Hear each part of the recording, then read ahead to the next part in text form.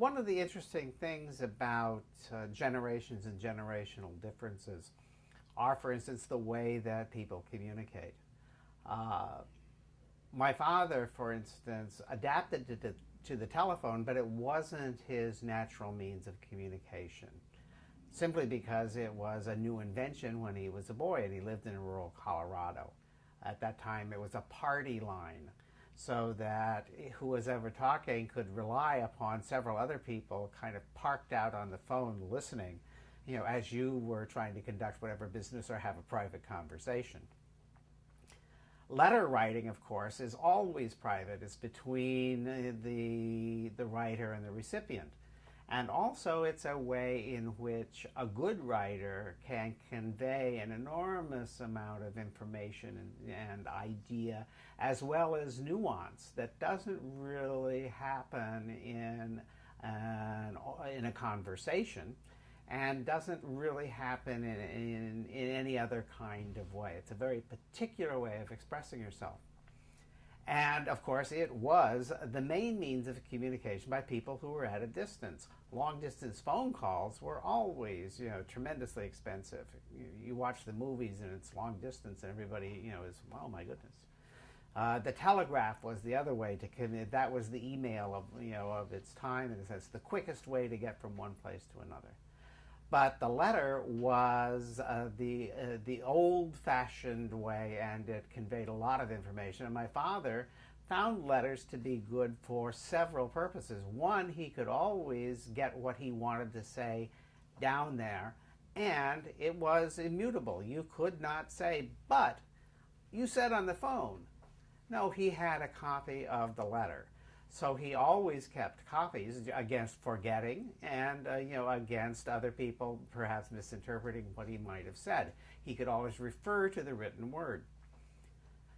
This occurs, to the best of my knowledge, mostly in the 1940s. The Lardner family made jokes about, he keeps copies of his letters, what's wrong with him? But that was what was wrong with him. He always assumed that his phone was tapped. He always assumed that he had a better chance with the mails than any place else, and he always wanted to have a record against which he could check himself and against which he could use against allegations that, well, you said this at that time. So that was his one of the reasons for his getting the letters. Secondly was that in his letters, as you notice, when you read them, he starts changing personalities. He changes them for different people. Some of the letters he is actually writing to several people. He'll say, pass this on to, or assumes that the letter is going to be showed to a number of different people. He assumes that the letter is going to be sent. For instance, rather than write a half a dozen letters to someone in Mexico City, he writes one letter. Rather than write the same number of letters to friends in Europe during the blacklist, he'll send one. And in many cases, what he's doing is providing news for different groups about different people and keeping them informed about families and this and the job market and that.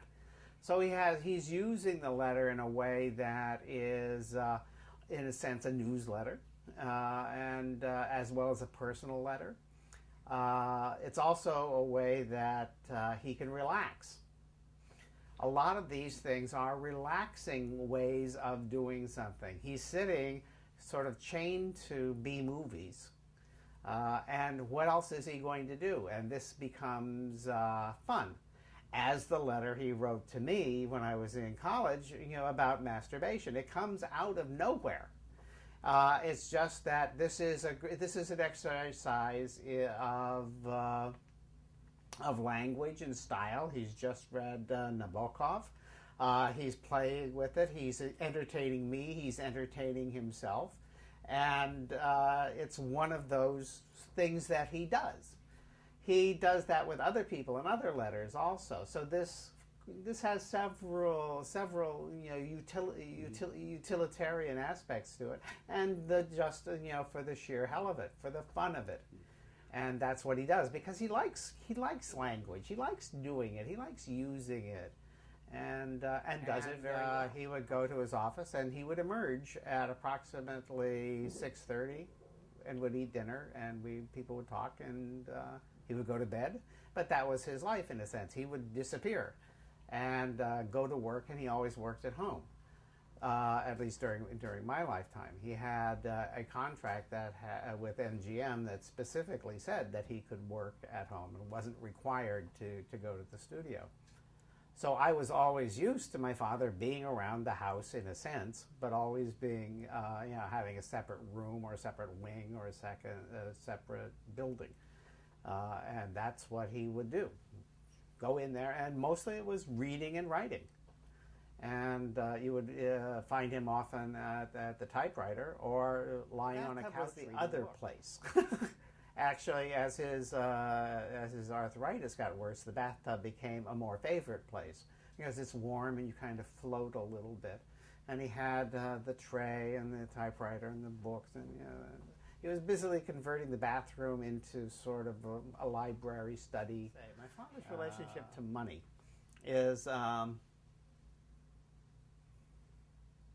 it's hard to understand in some ways, because he never managed to save any. This was always the problem, and I think in some ways he may have psychologically at least set it up that way. He would say that what he wanted to do was get ahead a little bit so he could spend a couple of years doing something else, but that never occurred. So, in a sense, what he would undertake obligations, and if he had intended, to have time for a different project or to retire or to do whatever it was, it never happened. He was consistently catching up. So, all of his plans, or all of his dreams to actually become financially independent never had a chance in the face of the things that he was interested in doing with the money at the time, which was like, maybe we should put a lake in there, that kind of thing. And so off, as a result, essentially, there was always some new project that was draining whatever he was earning. At different points, he would have attacks of virtue.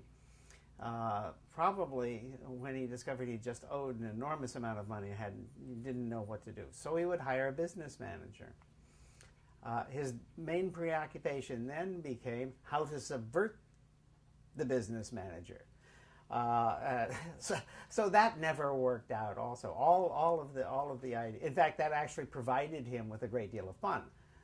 Subverting the efforts of the person he'd hired to help him. So, when I received the masturbation letter that we find in the play, the first thing I did was start laughing, and the second thing I did was get a dictionary, because he had filled it with a number of words of which I was, unfamiliar, and I have yet to meet anyone who read it through for the first time and understood each of the words.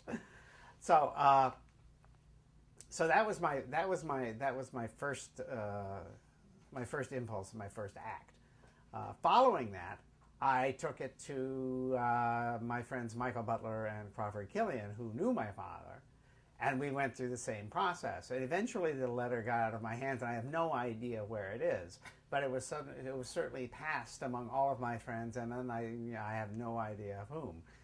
So the letter was highly regarded by 18 and 19-year-old men at Columbia. Carbon copies until he discovered the 3M machine, which came out, and he could make thermofax copies and then other copies as the technology got. It's difficult. I was always aware of my father as a writer, and nothing would surprise me if somebody said he wrote these wonderful poems, or he wrote this, or he wrote that.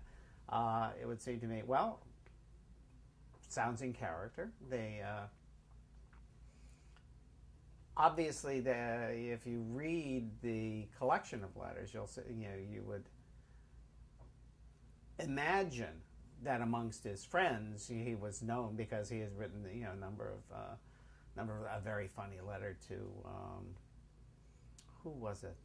Ring, I guess. Yes, apologizing for calling him sallow, and it goes on to callow, and it went. And it's an enormously funny letter. So I assume that the reputation that he had, among his friends at least, was as a fine letter writer, was always open with whatever he was doing. I don't think he referred to correspondence particularly. It was more, whatever project he was involved in. But he was always open about all of these things. We were welcome, in his where he worked sometimes. He wasn't secretive in that sense. When my father was subpoenaed by the House Committee on Un-American Activities, they were faced with the problem of how do we handle this in terms of children? And my parents decided they would always tell us exactly what was going on, what their ideas were, what their opinions were, what their politics were, what they belonged to, what they didn't belong to, because they couldn't see leading a secret life inside a family. Now, other families were quite different, and some children had no idea that their parents were even blacklisted, or not blacklisted, or had been informers and cooperated with the committee. So it became that the politics of that were quite strange. I know, and I always knew what my father was working on. Years later, in fact, after my father was dead, there was a readjustment of a number of blacklisted credits.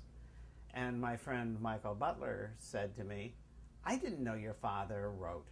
I forget which picture. He Ran All the Way, I think, was one. For which his father, Hugo, had actually been my father's front. So that's how secret that information was in their family. They didn't know of those things.